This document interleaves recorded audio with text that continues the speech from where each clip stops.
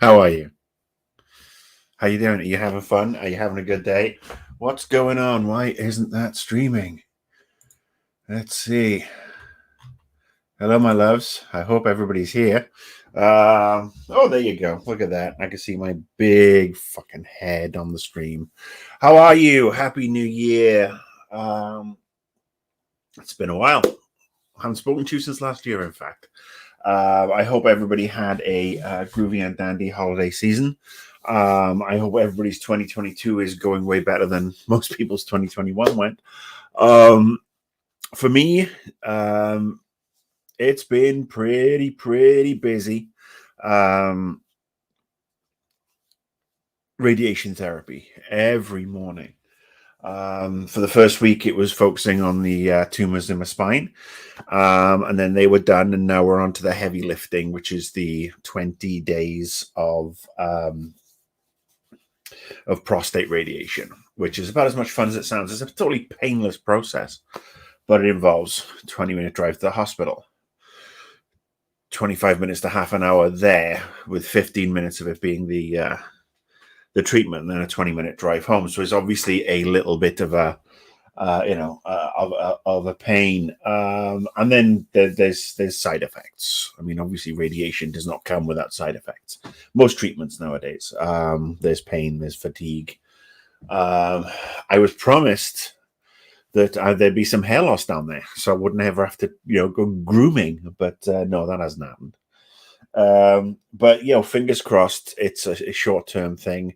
It's going to be about 3 months before we know if everything's worked. But the idea is that while we've got the cancer kind of giving it the beat down, the radiation kind of blows the tumors away, and those cells die out and they go around. They go off and disperse, and my system absorbs the crap, and it's all gone. Anyway, so yes, I have decided, this morning that I owed you guys at least the stream, because I mean it's been a while. I haven't updated many people on anything, because it's just been, to be honest, I've been coming home, doing what needed to be done, work wise, health insurance wise, crashing out in the afternoon, watching some TV with the wife, eating some food, crashing out again. It's not been the most exciting 2 weeks or first 17 days of the new year, but it's important to get it all done. But anyway, yes, here I am, and there's stuff to talk about. Hopefully you're all doing well. Hopefully you finally all caught up on Spider-Man No Way Home. I'm looking at the chat room. We got the King Ding. We got Sub Level 28, Farning 81. Hello, Raypad and Windswept Dragon. If you are watching, say hi in the chat room. The only place I don't think you can actually say hi is on the Twitter. So drop me a tweet to say hello, that you're watching. This is cool. I'm reaching out to you. So yes, Spider-Man No Way Home. Who's seen it? Have we all seen it yet? Talk about it towards the end of the show. I know it's a bit fucking late and there's spoilers everywhere, but we're going to talk about the Book of Boba Fett as well. And my thoughts on the Book of Boba Fett might surprise you. Okay, so yes, I'm going to have to hold off then. I will hold off until the very end of the show to talk about that. Peacemaker, we will also talk about. That's dropped this week. But first of all, I want to talk about a storm in a proverbial teacup that happened last week. And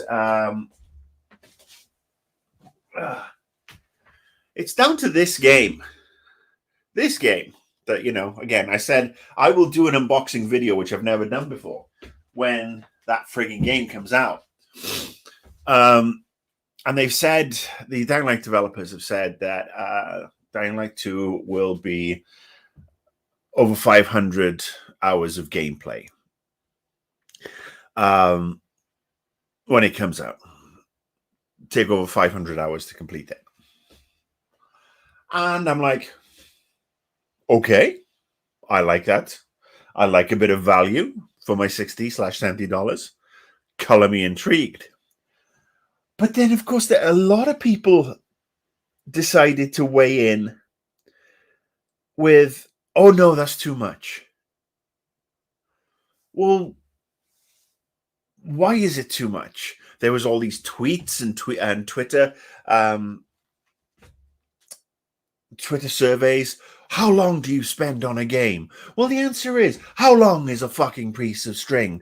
Because are we talking about sports games? Well, let's face it, if you play Madden or FIFA, have you cranked up over 500 hours on each iteration? I think so. All right. So, okay, so we'll have to put them over there. Let's talk about MMOs. Knights of the Old Republic, World of Warcraft. The two that are left standing. New World even could sneak in there.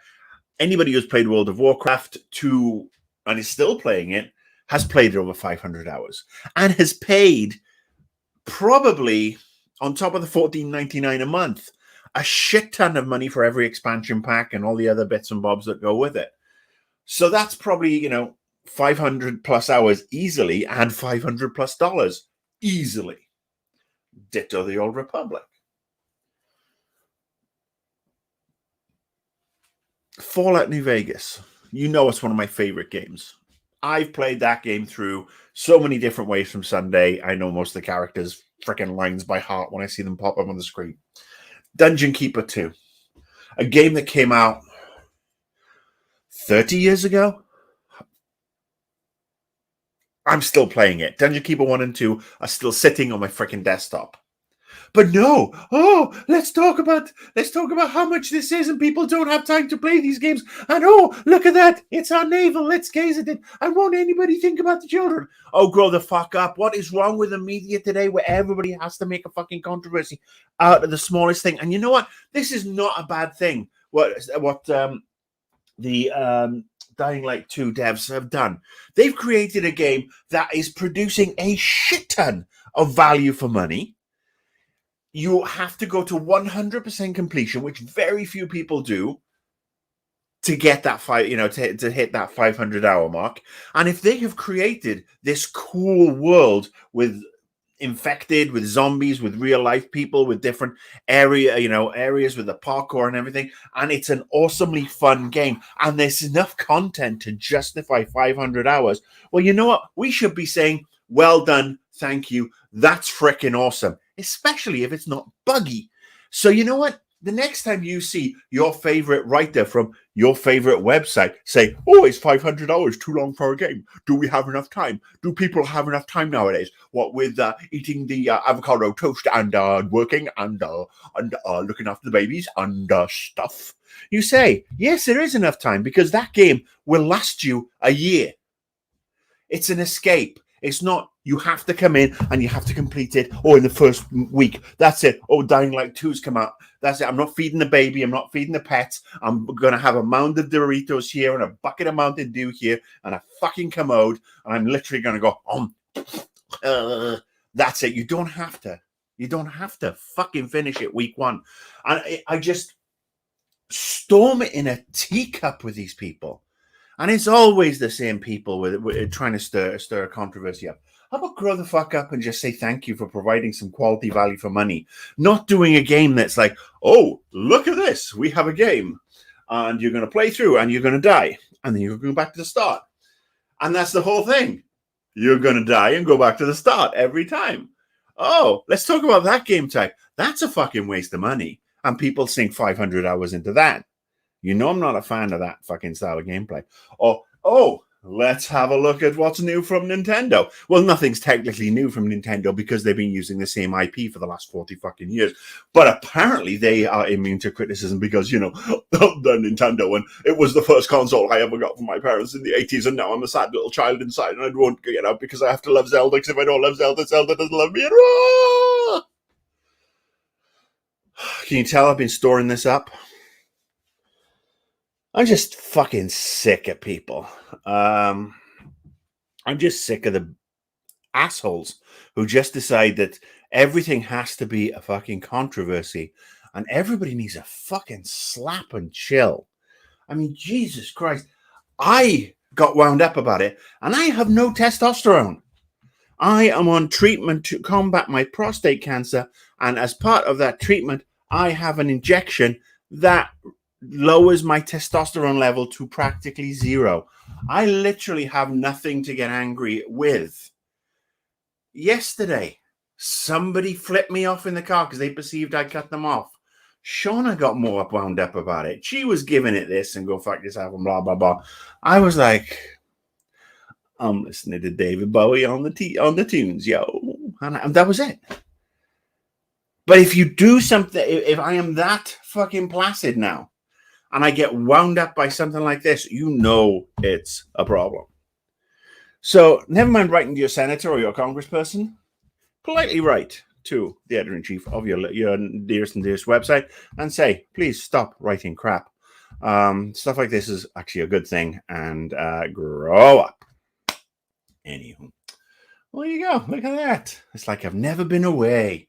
Never been away. Matthew Thomas asks, I would like not to talk about NFTs, but the NFTs are insisting upon themselves. No fucking talking. No fucking talking about NFTs. I tweeted out about this the other day. I don't understand them, nor do I care to understand them. And if you want to invest in an NFT, good for you. Enjoy it. Have fun with it. I don't know what you can do with your non-fungible token. See, I know what it stands for. And that's only because of the Pete Davidson SNL skit that was really quite funny. But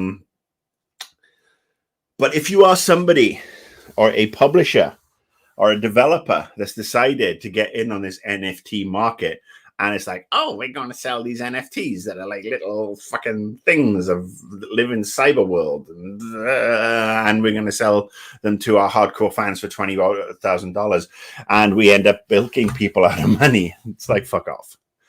Go fuck yourself. Seriously, you're a fucking asshole. So yes, the NFT thing, I don't know enough about it. What I know is it seems silly to me, but people should enjoy it if they want to. Boss Dooley says, I am looking forward to Dying Light, certainly. Could have shared the message a bit better. How could they have shared it a bit better? I'm just genuinely curious. I mean, basically, they issued a graphic, as far as I'm concerned, as far as I remember, and it said, 500 hours, blah, blah, blah. And I thought, you know what? You own it. That's a fucking unique selling point. That's a game where it's like, you could buy that game in January. And you know what? If you only play 10 hours a week, you're completing it in December. That's a win. I mean, talk about value for money for a game. Obviously, providing it's good and it's not a crap game. How many hours have I put into fucking Mass Effect Trilogy the first time round on the replay? I mean, it's just bizarre. Everybody's like, oh, 500 hours, that's just too much. Anyway, Forza, that's another one. Raypad asking what accent is. I don't know what fucking accent is. You know me, I'm not a fucking actor, mate. I just do stuff that comes into my head. It does help if I'm caffeinated, which is what I'm semi-caffeinated. I've got a semi today. Oh, one of the cool things I got for Christmas. We've been using a traditional kettle for the longest time, and I saw one of these things because I've really got, especially since I've stopped drinking sodas and the naughty stuff you're not supposed to drink. I've gone into drinking tea, and so it was just like, we boil a kettle, slap a tea bag in the cup, and then pour the boiling hot water, scalding the shit out of the tea and killing half the taste. So I said to Shauna one day, I said, you know what? I'd really like one of those fancy kettles, the ones where you just like, you plug it in and you have a bunch of options for your teas. And she got me it. And it's so freaking cool. You turn it on. You've got dark teas. You've got light teas. You've got oolongs. You've got your basic black tea. You've got coffee. You've got full boil. And today we're having coffee because she also got me one of those little things where you put the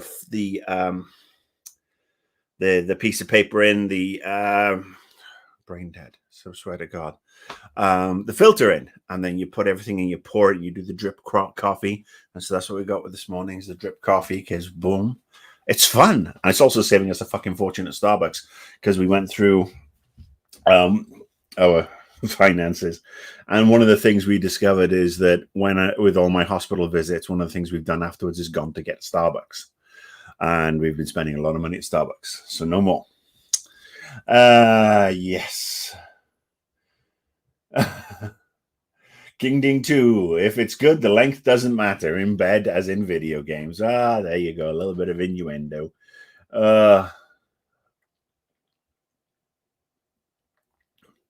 Matthew Thomas says, I like it. I think the response to the 500-hour boast is that it comes from a feeling that not all 500 hours of those will be worthwhile, like getting 100 hours of playtime out of Fallout 4 from Preston Garvey Quest. Well, look, I mean, 500 hours out of Fallout New Vegas, infinitely better than Fallout 4, in my opinion. But you're right. It does. They've got to get it right. They've got to get it right. Let's see. Oh, look at that. Boom, booklet user. Ray, hello Dan, how are you? Raypad has lots of pour-over tips for you if you'd like to. I've dated baristas just to learn the better technique. That's not the technique you should be learning to make sure things are better all around, Ray, my boy. Can I go off on Novak Djokovic?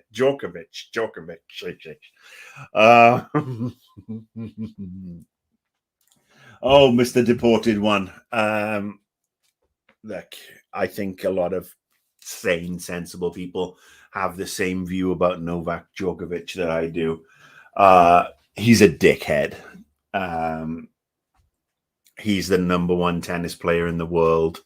He lied to the Australian government to try and get in and play the Australian Open. He was caught out in his lies. He tried to double down. He has since been, my understanding is that, well, by now he's been deported. I fucking hope so. I hope he's banned for life from Australia. If I was Australia, I'd say, you know what? You fucking like, if I lied and got deported from Australia, they wouldn't turn around and tell me, sorry, spam call. They wouldn't tell me, oh, come back next year, you'll be fine. They'd ban me. Most countries would. So I hope they ban him, which means he can never play in the Australian Open again. Not only that, I hope Britain bans him so he never plays in Wimbledon. And France, because France are strict on the anti-vax. France are probably stricter than anybody else. So they're going to be watching this clown. So goodbye French Open. The US Open, who gives it? Who knows? Who has any fucking idea? But at the end of the day, he lied. He got caught out. He's still a rich man. It just goes to show what a douchebag he is and what a douchebag his government is, that they took this as a personal slight on the Serbian people. There are lots of wonderful Serbian people out there. Novak Djokovic is not one. The government who defended him because he's fucking famous are not good people.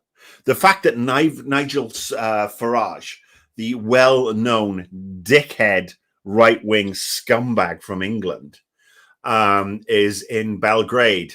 I think it's Belgrade, and he is, cheering on Novak Djokovic's case is fucking repugnant and says more about that shitty government than you could ever wish to have. So I hope the people of Serbia don't all support this ass clown, because he's nothing but a stain on your country. And from what I've seen, it's a beautiful country. And I'm sure there are lots of lovely people there who are probably getting short shrift from these idiotic right-wing led governments. So I hope you can vote those assholes out and get on with a nice life, because you deserve a lot better. And yes, we made the Novaks puns that Novaks needs to become pro-vax, but he's not. He's a douchebag. He's a douchebag. He's like Joe Rogan. He's a fucking douchebag. And these are the people who've got all this money and have a huge public reach. And these are the people who need to have this shit taken away from them, because when you are lying to people and causing people to die, I mean, I hope that Djokovic gets it and he dies. That's it. I hate having to wish ill like that on another human being, but him and Joe Rogan and all these other people, they are the reason that I can't go out my own fucking front door during Omicron, because Omicron is here. Because if we'd have knuckled the fuck down 12 months ago, everybody got vaccinated and nobody was making a political fucking statement of it, there wouldn't have been a chance for this fucking thing to spike into Delta and then into Omicron. And I could enjoy the last few years of my life not locked up in my fucking house. Because until this goes away, I mean, especially right now, I get up in the morning, I go to the hospital, double masked, with glasses on, a hat on, hoodie on, to try and keep as much shit away from me as possible. I have to strip down, go there, get radiation on my prostate, come home, scrub all that shit off me, and I don't get to go out anywhere else. I don't get to go and see friends. I don't get to go to the store with my wife. Yesterday, we went out for a drive. We stopped at the store. She went in and brought all the fucking food out for the grocery shop. And I was lucky enough that, you know, the parking lot was empty enough I could load shit into the car and get some fresh air and help that way. But she had to do all that without me. And this is all because of the anti-vax movement. So if you know somebody who's anti-vax, introduce them to that. Like that. See? Introduce them. Because they are the ones that are keeping me fucking prisoner.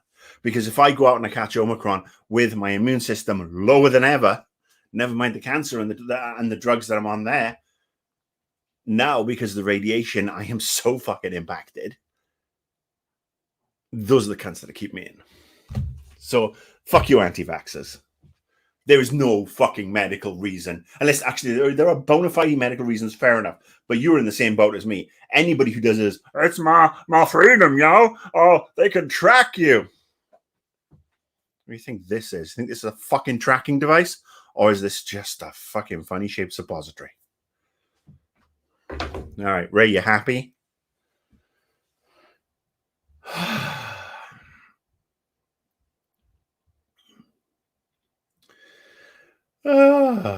Jared Kahahu. Hello, Jared. You seem like a new... I haven't seen you before. Thank you for commenting. Cool name. He literally can't see his grandmother in the hospital because of this. Yeah, I'm so sorry. I'm so sorry. It's my biggest fear that I have to go in and stay in a hospital. Because, I mean, I go down to radiation appointments. Shauna comes with me the first appointment of the week because that involves a doctor's consult. And then the rest of the time, she stays home so that she doesn't get anything in the waiting room.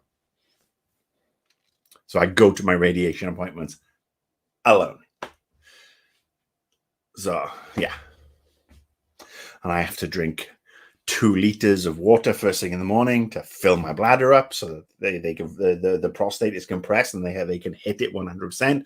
And it's so uncomfortable. And then I try and pee afterwards and everything's inflamed from the radiation. It's fucking miserable and COVID's making it worse.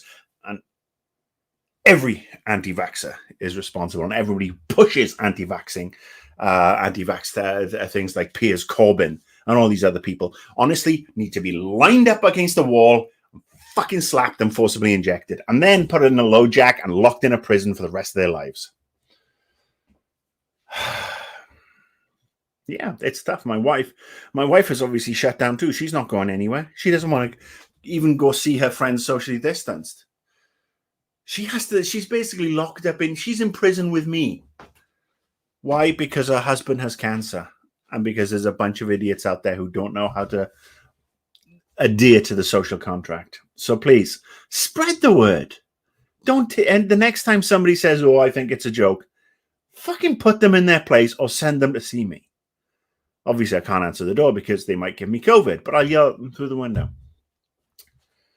All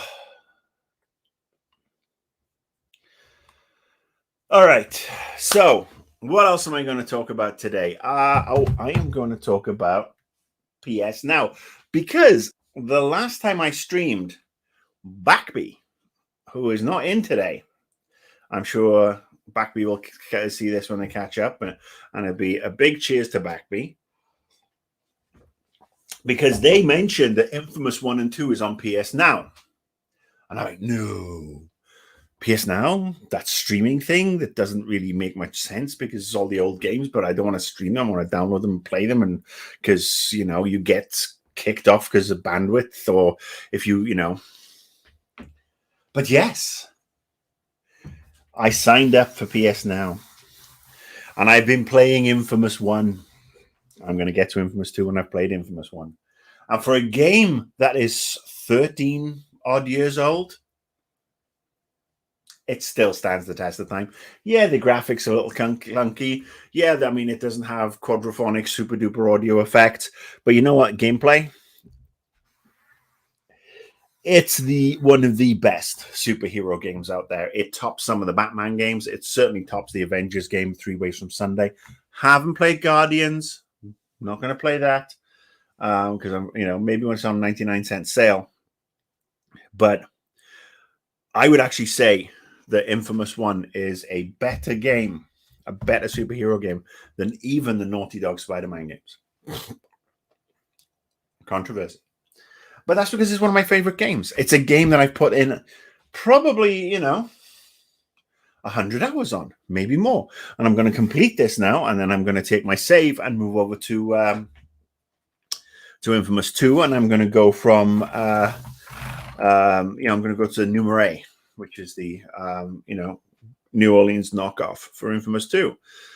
But I've got to say, I've looked at this PSNow thing, and it is Sony just don't seem to know their ass from their elbow. They have got a service here called PSNow that was never communicated properly, in my opinion. I mean, I'm relatively clued up on video games, and I didn't really know what PSNow involved other than a couple of streaming, that you could stream. But what have I been saying for the longest time? Emulation, all these old games, blah, blah, blah, blah, blah. And this is what PSNow does. I mean, admittedly, it's a streaming service. So you have to drop right into, the stream. You have to have a good connection. And, but you have the same things, honestly, with the likes of Forza and a couple of other games. And I got to say, it's a lot of fun. The problem is that it's a separate service to PlayStation Plus, so it gets messy, much like Xbox Live was a separate service to Xbox Game Pass when they got messy, and now they need to streamline them. They need to, and apparently they're doing it. I've signed up for this system for a year because it was $50, and I thought, I'm going to treat myself. And now I find that they're stopping selling the gift cards for this thing because apparently it's going to be rolled into Project Spartacus. So either I'm going to get a prorated refund or I'm going to get free Project Spartacus for a year. But I got to say, it's great. I mean, the games they have on here, obviously there's stuff like, God of War, Horizon, Grand Theft Auto 3 Definitive Edition. I mean, the whole what's not selection. Mafia 3. Fallout 4, F1 2020, if you like the Formula 1 games. There's the John Wick Hex game that I never played, and I always wanted to, so I'm going to give that a try. For Honors here, which I never really got to get into. Elder Scrolls Online, Detroit Become Human. I'm only saying that because it's there. It looks fucking horrible. Friday the 13th. Final Fantasy 9 is on here. I mean, there's a whole bunch of fucking games on this system. It's got so many different games, and it really is a fair amount of value. And I would have been singing the praises had I known more about it. And let's face it, I'm lazy. I need to be told about this stuff. So thank you, Backby. So yeah, I mean, obviously, if you're in the mood to give it a try for a month. There's a bunch of stuff there. If you've got a hankering for PS3 and even PS4 games, give it a try. While I have some of my delicious homemade coffee, and check my new tweets. Let's see. Does anybody have anything to say? Nobody. I know what. Oh, okay. Well, there you go. I love it when I pick up a new follower who's somebody who I've been following and I've known for 10, 15 years, and is like, why did you follow me? But anyway. Okay, so yes, I've got to say, I'm really enjoying it. The interface is a little bit clunky. The fact that it logs you out. So I found this out the hard way. I was playing Infamous 1. I'm like, all right, got through to a certain degree, done all these missions, blah, blah, blah. Pause. I'm going to make a sandwich. Because I like my sandwiches. And sometimes when I play games, I like to eat the sandwich. So, I go off, do my business, make my sandwich. And I make great sandwiches, by the way. Gluten-free bread, sometimes a little bit of bacon, a little bit of turkey. I think this was actually some leftovers. So it was turkey, cranberry, a little bit of gravy, some roasted potatoes on the side there. Good stuff. Got myself a drink, came back in, sat down, picked up the controller, and I'm like, what the fuck? You were idle for too long, so we disconnected you from the server so somebody else can go and play. Well, I'm sorry, that's no. That I don't like. That to me is annoying as fuck. Let me pause my game for as long as I want. Go on, if I want to go and make a sandwich and then take a shit, then have a bath, then walk around my house 15 times, then come back here and hit unpause, I expect to be able to play my game. And you saw the whole bullshit of we had to free up space on the server is so asinine in 2022. Really, you had to, my one little itty bitty game that I went and put on pause for 20 minutes. You had to kick that off because your server space is so tight that we have to keep the space free for everybody else who's lining up around the block. We're not talking about a fucking high-end club here, right? What everybody lines up to get into, and it's one in, one out, one in, one out. We're not in line for Adele tickets on Ticketmaster. So yeah, it's got a lot of problems. There's a lot of good content on there, but it's got a lot of problems.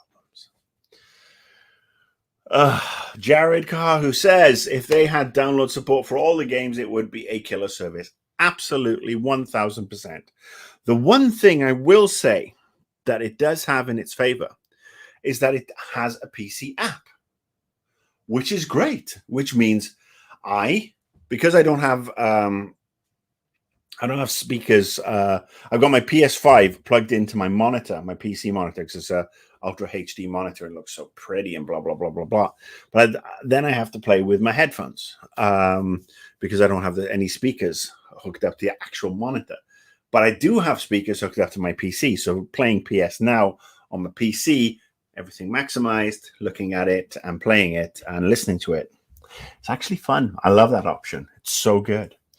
Let's see. What's Boss Dooley have to say? I like the PSNow service. Replayed GTA 3 Definitive Edition recently. Saved me buying the game. Yeah. Spartacus has a back catalog of PS1, PS2. Yeah, I mean everybody's on the same page here. And let's face it, we are going to be in for a rude awakening when we try and play some PS1 and PS2 games because they're going to look like shit. I mean, they're going to look like bad iPad games because we're talking about a 30-year-old or 26-year-old console or whatever the hell it was, 26 years ago, something like that. But it's still going to be fun bit of nostalgia. I mean, you try and play OG GoldenEye today. Yeah. By the way, GoldenEye is a game I never could get into. Why? Because while everybody was spazzing out with I've got the Nintendo 64 controller and GoldenEye's the best game ever, and I'm running around in this little screen and getting shot. And there's me at the time on the mouse, keyboard, Doom. Oh yeah, boom, boom. I mean, basically, GoldenEye is FPS with training wheels. It's console FPS with training wheels. Now console FPSs are much, much better. And I'm hearing there's a GoldenEye remake, remaster, reboot, whatever you want. If that happens and they bring it up to today's standards, that's going to be tasty. And I'm going to look forward to having a go at it. But when it first came out all those years ago, it was like, you guys think this is a good shooter? Oh, bless. Right, what else are we looking at? David B. Happy to see you. So we have Dave Bond and David B. Look at this. We have Dave and David. Dave Bond says, think the PS3 stuff is actually run on PS3 Blade, so the user space is finite, talking about the PSNow stuff. So, okay. Still, give us an emulator. Let us download it. The architecture, building that, allow people to run that emulator on a PS5 or on PC. Merry Christmas. Happy New Year. Okay, let's talk about TV, because it's never been a better time to be alive and be a nerdy comic booky, Star Warsy, sci-fi person and watch the television. I mean, when I was younger, growing up, we had the likes of the Bionic Man, $6 Million Man. We'd had Buck Rogers in the 25th Century. We had original Battlestar Galactica. And of course, we had Doctor Who. Blake Seven. There was a lot of good sci-fi and stuff like that in the 70s. But let's face it, it was a long way away from the Lokis and the Scarlet Witches and Hawkeyes, Mandalorians that we're getting today. I mean, the BBC stuff alone was made on a budget of 25 pence and 3 milk bottle tops. And the American series like Battlestar and Buck Rogers and Bionic Man, they all sort of like devolved quickly into baddie of the week. There was no, it became very formulaic. Not everything was great either as well. Look up a TV show called Manimal, if you will. It lasted, I think, 6-7 episodes, maybe even a full season. I don't know, but Manimal. Have a look at that one. There was obviously Knight Rider and Airwolf, Street Hawk, because obviously Knight Rider was a car, Airwolf was a helicopter, Street Hawk was a bike. Thank God we didn't get fucking John Deere Lawnmower Man. We did get Lawnmower Man, but that was a movie about VR. But yes, but now we have so many good things, and this holiday season saw the return of the Boba Fett in the Book of Boba Fett on Disney Plus. Now, if you haven't seen it, it's already a couple of episodes in, and I'm not going to spoil the episodes, but I am going to talk about it a little. First of all, it's gorgeous. Second of all, it's got a great cast. Tamura Morrison as Boba Fett. He's great. And Ming-Na as his shady sidekick is great. And it deals with what happened to Boba after the Sarlacc.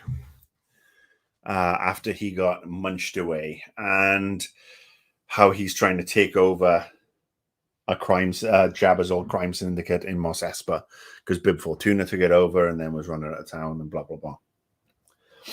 And I gotta say, for as enjoyable as The Mandalorian was, Book of Boba Fett has some high points, but the high points are all in the flashbacks for me. I don't know how you feel about this. And there are a lot of flashbacks showing again how he got out, how he got his armor. We know he got his armor back from the Mandalorian, but how he got out of the Sarlacc, where he went then, how he fell in with some Tusken Raiders. And it is interesting because Disney in particular are happy to humanize our bad guys.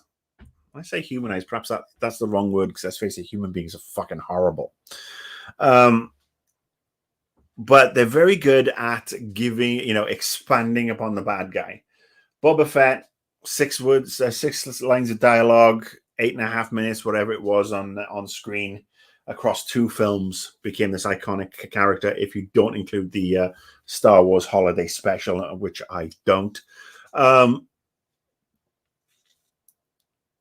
But now we start to see more about Boba Fett. We saw him obviously in the the original trilogy, Attack of the Clones,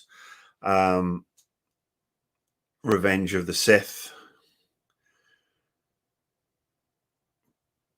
But he's losing his mystique. I mean, the hat is off all the time, much like they took, the Mandalorian's helmet off towards the end there.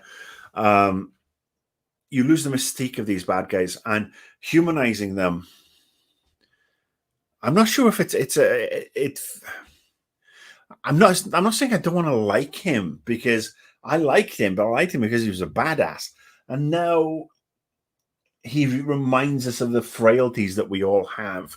He sleeps in a Bacta tank because of all the injuries, which makes him susceptible. He hasn't got his ship anymore. It's just him and and his sidekick and a couple of Gamorrean guards in Jabba's palace. And like I said, it's the flashbacks that we see in his dreams of how, he interacts with the Tusken Raiders, because the Tusken Raiders now get somewhat of a backstory. We get more of an insight into how they work as a community and blah, blah, blah. And you start to see that they're not all bad. So they've gone from in Star Wars to really, it certainly gives that prequel scene where Anakin goes nuts in the sand in the Sand People camp additional gravitas. But yeah, the current day stuff in Mos Espa, where it's literally Boba sitting on the fucking throne with somebody coming up, oh, I got a complaint, oh, I got this, and he's like, oh, I'll deal with it. It doesn't feel right. And then this most recent episode, they brought the mod squad in. Who knew that in a galaxy far, far away, long, long ago, they had Vespers, shiny red Vespers, red and blue and pink and green and all the colors, so sparkly with lots of different mirrors and everything. And literally, it looks like, if you watch Quadrophenia, if you know anything about the mod movement from the 1960s, you will have flashbacks. And it looks so out of place. These are supposed to be outsiders, but they're so outside with regards to anything that you see there. These kids are all snazzily dressed. They've got no money for water. They got no money for food, but they're immaculately coiffed. They've got cyber enhancements. They've got natty outfits that look like they've come from an 80s fashion show. They've got these very snazzy, like I said, these snazzy little Vespa things. They just look out of place. And so while I'm not unenjoying the Book of Boba Fett, I enjoy the flashbacks more than the other stuff. Gets a bit boring, in fact.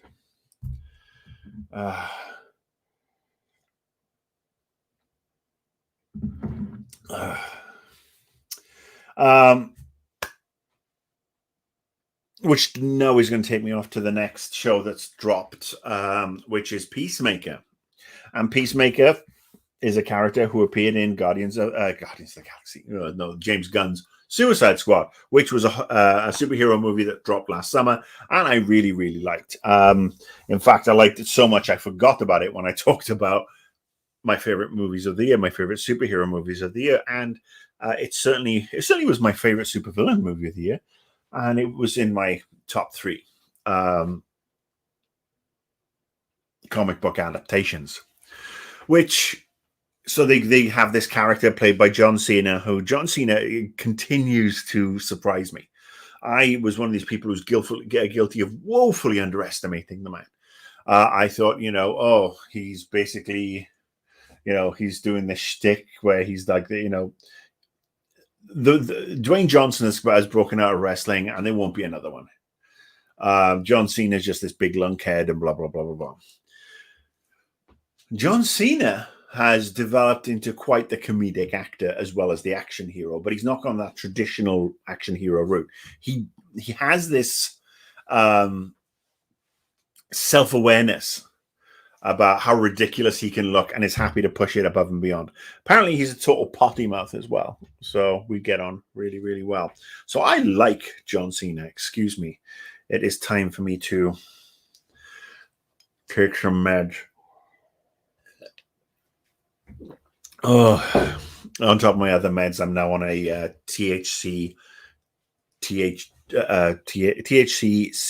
CBG regimen, which is designed to manage the pain and help combat side effects and help with the cancer. So the intro sequence, everybody's talking about intro sequence to Peacemaker, which I think is fantastic. Now, I've only watched the first episode's intro sequence, and I skipped it after that. Does it change every week, or is it just the same one? Because obviously 3 episodes have dropped so far. I got to say, it's brilliant. I mean, again, this whole self-awareness thing of just he's this big guy who just looks ridiculous, and it's a dancing thing, and it's really, really fun. And it was Peacemaker was obviously one of the breakout stars of Suicide Squad because he was very funny. I mean, the briefing with Amanda Waller, where they're talking about Project Starfish, and he's like seriously taking notes, deadpan, and then talking about starfish being slang term for butthole, anus, blah blah blah. Is that important? And just straight face deadpan. I mean, that's some seriously good comedy here. And so I went in with high hopes because, again, written by James Gunn, he can do very little wrong, in my opinion. And I'm not going to say that it's bad. First episode, quite entertaining. They dropped 3.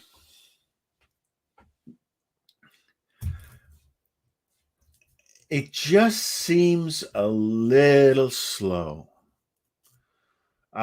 We have, because what is a very limited series, 6-8 episodes all told. So I think we're maybe halfway through or 2/3 of the way through. A lot of the writing is good. It just seems to take a long time for stuff to get going. For example, I mean, there's a scene where he's just had relations with a bird he's picked up at a bar, and it's for the first time ever in a very long time, and he is at her place and he looks at her record collection. They have all these musical tastes in common, and he puts this song on. And he's like, and all the while we know the woman's going to attack him, and it just drags out. That one whole episode just dragged and dragged and dragged. There's some good comedy in there, but it just seemed to have a pacing issue for me. It just does seem a little slow. Now I'm looking forward, I'm going to watch it all the way through. I want it to be fun. I want it to be brilliant because, I think we should have more cool superhero stuff on TV. But yeah, I think it's an acquired taste. It really is an acquired taste, in my opinion. Yes, I watched Sublevel 28 says watch Cock Blockers if you like seeing it. Yes, I watched that one. We watched that one in the movies, in the theater. It was a really good one. Yeah, he was great.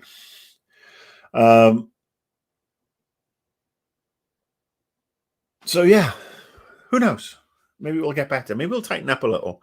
I'm just looking forward to a little more, especially when you're looking at what they're supposed to be after with these butterflies. And now we know what the butterflies are. There's a lot of scope, and I hope it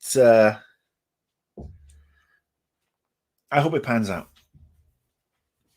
Anyway, all right.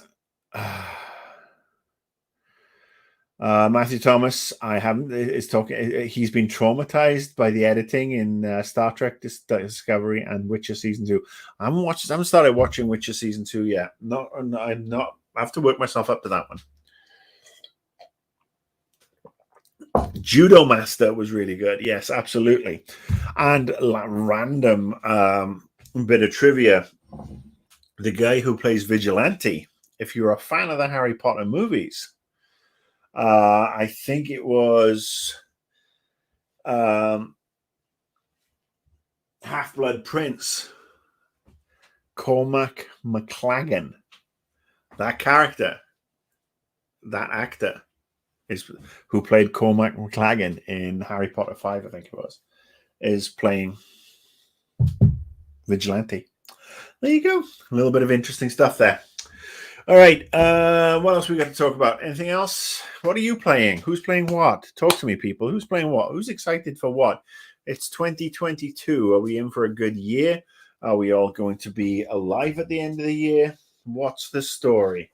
I'm going to check some Twitter notifications. People liking the tweet. People watching on the Twitter. Hello, everybody on the Twitter. Thank you for watching. Make sure let's see.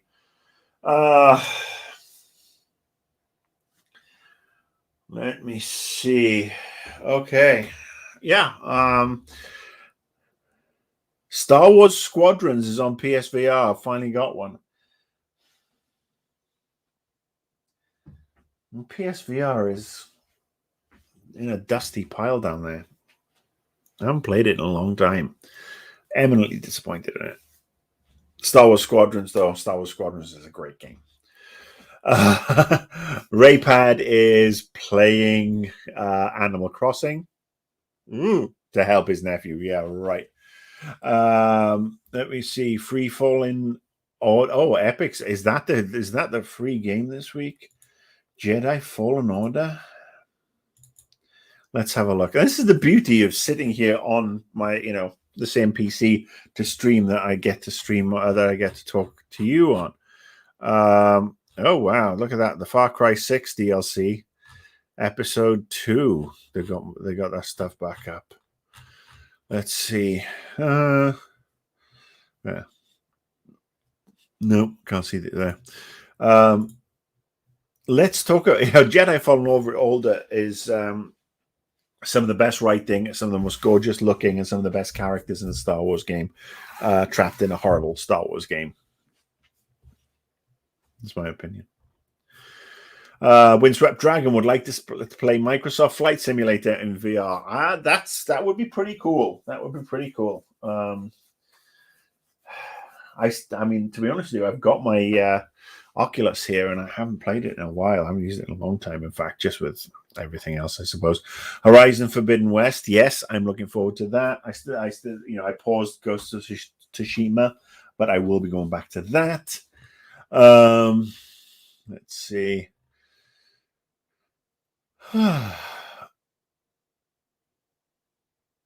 Tencent. Interesting one from Julian Darcy here. Thank you for the question, Julian. Nice to see you. Should we be concerned about Tencent buying large studios? They bought Sumo Digital. I mean, it is interesting that the likes of Tencent and a couple of other big conglomerates are buying.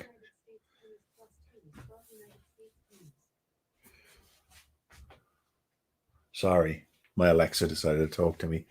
Be quiet, you.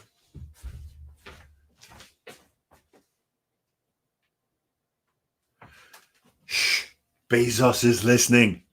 Do I think it's concerning? I do think it's concerning because we have these companies that are from, unfortunately, a nation that's not really known for transparency. And I'm not saying, look, America's much better, to be honest with you right now, but you see the stuff that's going on in China with the cracking down, and you see these companies buying up vast swaths of real estate and games companies. And games companies and movie studios deliver content. That content has messages in it. And if these companies that are now being absorbed into a greater company are owned by a company from a technically an enemy or an aggressor state, the messages, the propaganda that can be put into this, and I know you think, oh, tin hat cuckoo time. I'm just saying, freedom of expression could go out the window on a lot of these games. Never mind the political message stuff. If that happens, that happens. But freedom of expression in games could go out the window with regard, when you're owned by these bigger companies. And I know they've got their fingers in a lot of pies. So yes, it's definitely interesting. I'm not sure how concerned we should be, but it's definitely interesting. Let's see.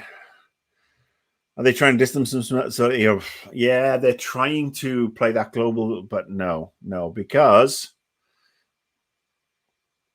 that's why. Oh, okay. So games are Prime. All right, good. Yeah. So no, it's concerning. I don't like big companies owning everything. I don't, honestly. I mean, look, I rely on Amazon to get a lot of stuff because I can't leave the house. It is a boon, and we always, as nice as possible to our delivery drivers. We appreciate them. We thank them. We leave little things out for them because, and if we have a food delivery or a takeout delivery, we tip heavily, but they are vital because you can't go out. Said that before. I can't really go out because of COVID and the radiation. But big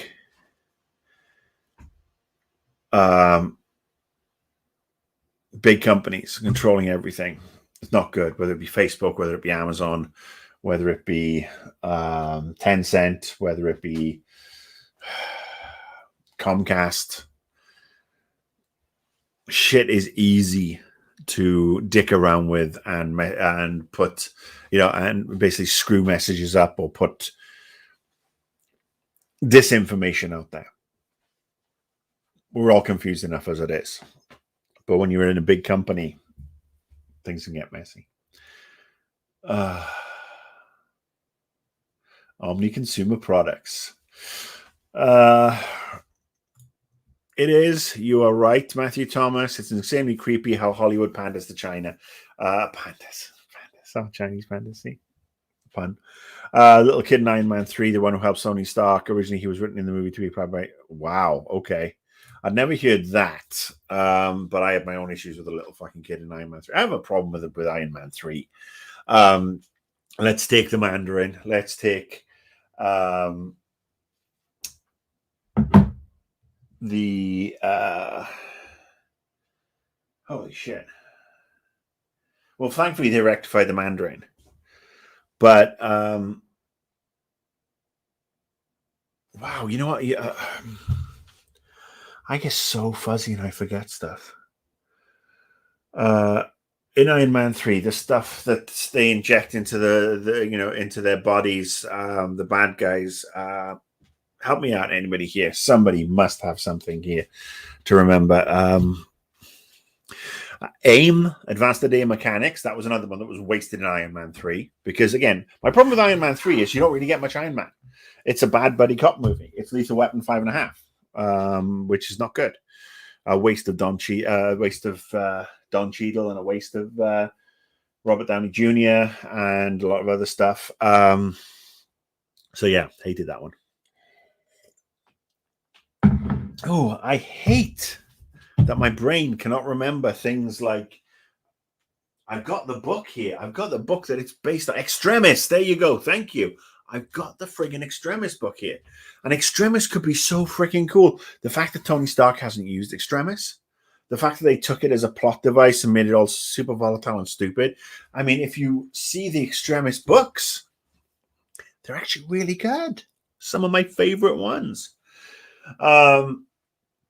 So yeah, I would love to. I mean, obviously we're not going to get that Iron Man story anymore. We never got Demon in a Bottle, which is a shame. But yes, I don't know what tangent I got off on other than I really hate Iron Man 3. Eternals was weird, but it was good.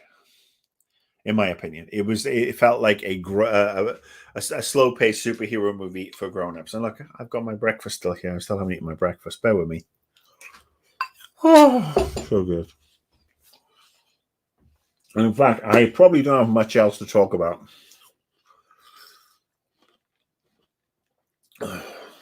Join the stream. Watch me eat. Watch me drink.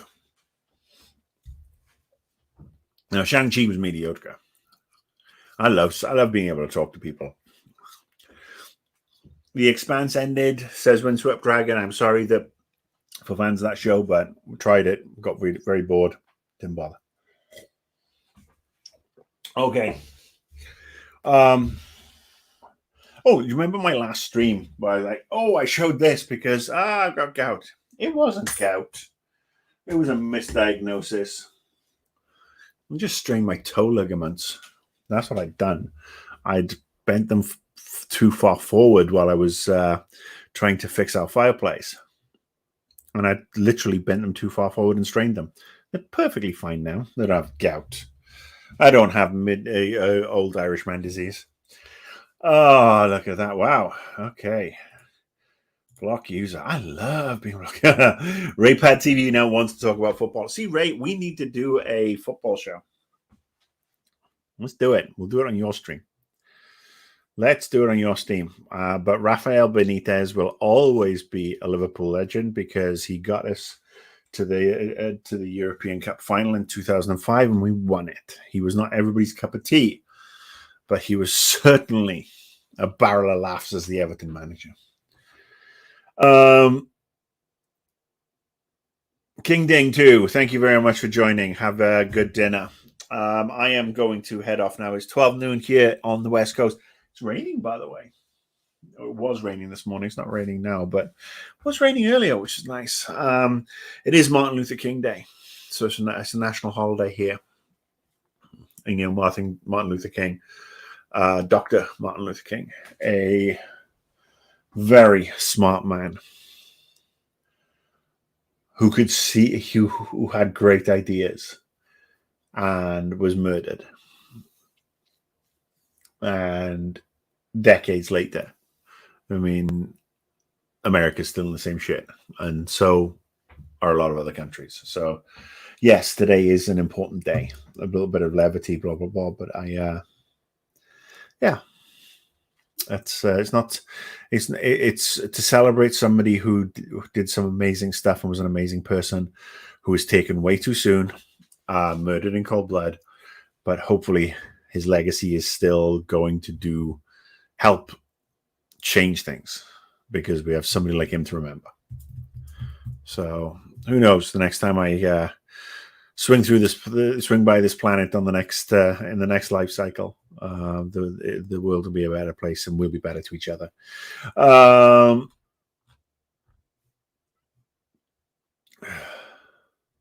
Blenwork TV, nice to see you. Jonas Lawson says, sad that Rafa got fired with the results Everton have been producing. It was bound to happen. No, absolutely. Everton's a fucking disaster. Yeah. And look, I feel everybody's team goes through bad phases. So yeah, I do feel for the Everton fans. It's tough.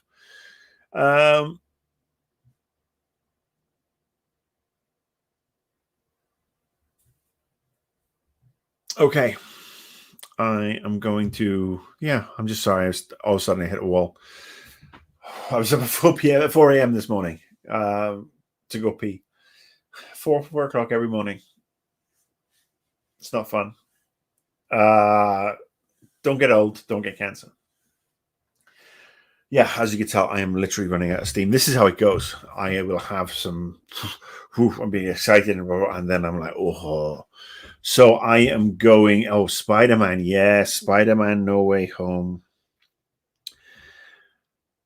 If you haven't seen it yet, drop out if you've avoided all the spoilers, because by now it's been out a month. I'm going to start talking, and I'm going to talk about it in 5, 4, 3, 2, 1. Now. All right. It was good. Bye, Windswept. Bye, Sublevel. Thank you very much for joining, as always. It was a great film. Obviously, it's a film that everybody wanted because everybody's still fucking watching it a month later, and it'll probably become the biggest movie of all time.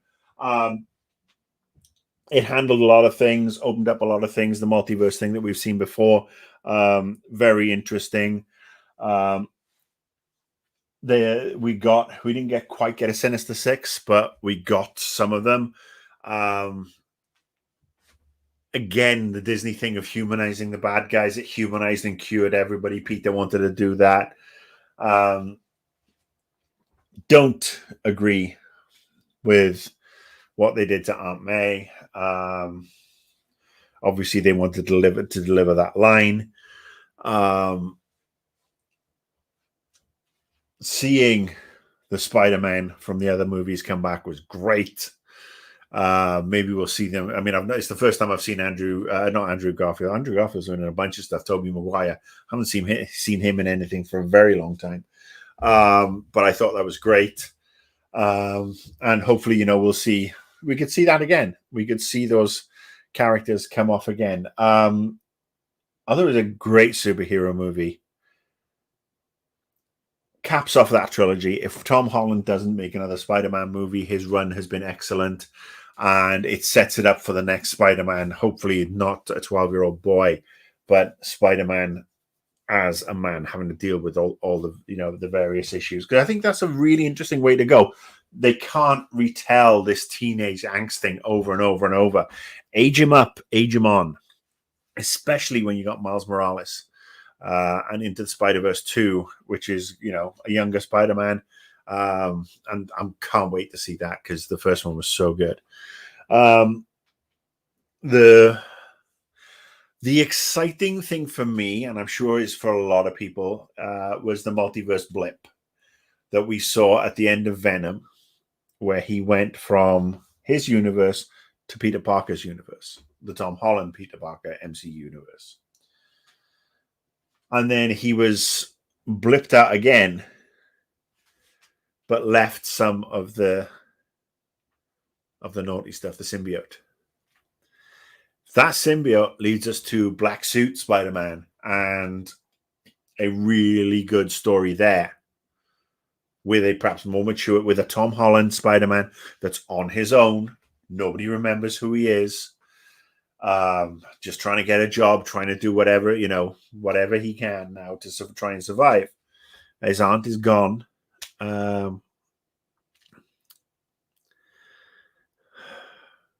Yeah, that could be interesting. The one thing I will say, and please, you should definitely, feel free to correct me on this one.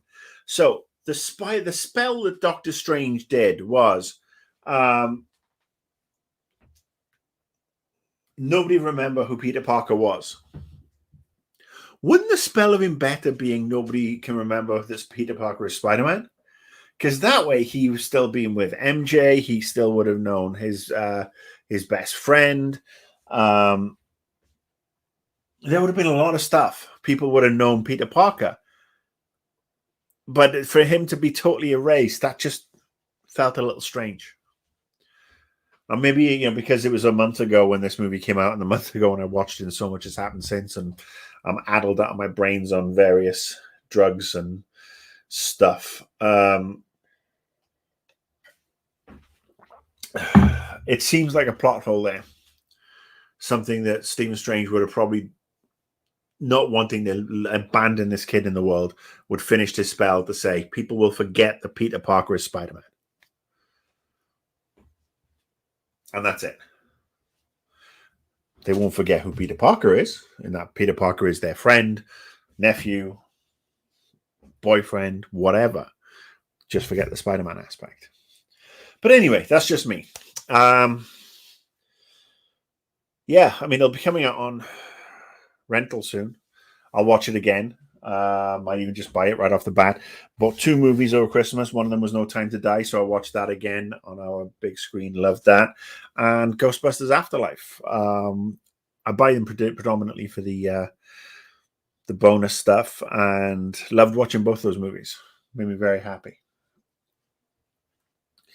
Matthew Thomas says it's still a better version of the monkey's paw, which is obviously the fable of the monkey's paw. Look it up. Simpsons have done a really good one on that one than whatever Wonder Woman 1984 was trying to cover. There's a lot of things that are better than Wonder Woman 1984. My poop is one of them. All right, I do have to go now. My back is starting to throb. Thank you so much for tuning in. Happy New Year. Blwyddyn newydd dda, as we say in Wales. I hope 2022 is so much kinder to us all. I hope that Omicron goes bye-bye so we can all get out and about and see our friends and loved ones and give people hugs and go see our grands. And at some point I can get on a plane and go see my mum and dad before this thing takes me. Love to you. Love to your families. Stay safe. Be good. I'll be back on the weekend. All right. Take it easy. Beer out.